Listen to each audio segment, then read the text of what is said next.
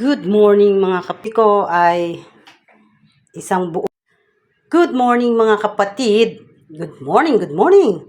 Tayo galing na sa talipapa. Nalimutan ko kaninang i-video, ngayon ko lang naisipan. Bumili tayo ng isang buong bangos. At ang sabi ko ay puputulin ng iba't iba. Putulin ng 4 na bahagi. Sana idadaing ko na huwag kakalis. Ayan, malambot na ang bayabas. Iuhulog ko na tong bangos. Ayan. Sabay ilagay natin yung patis para mag-absorb sa bangos. Tapos, muna natin. Isa-gisahin natin ang bangos. Palabasin natin ang kanyang lasa. Ayan, takpan natin. I-low fire natin. Gawin natin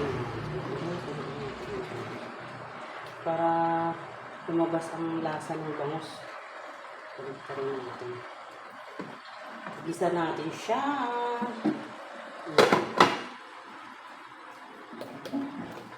Ayan, kumukulo-kulo siya. Oh. Nilalagyan natin tubig. Ayan, kumukulo-kulo siya. Oh. Nilalagyan natin tubig. Ayan, kulong-kulo na. Ilalagay na natin ito ang talbos ng kamote. Ayan. Yan lang ang sahog ko dyan. Talbos ng kamote sa sinigang na bayabas. Hindi lang isda ang sinisigang sa bayabas.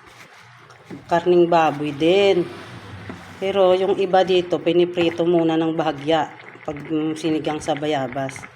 Yan, malapit na. Takpan muna natin ng kaunti. Takpan natin ng kaunti, ha. Hintayin natin kumulong-kumulo.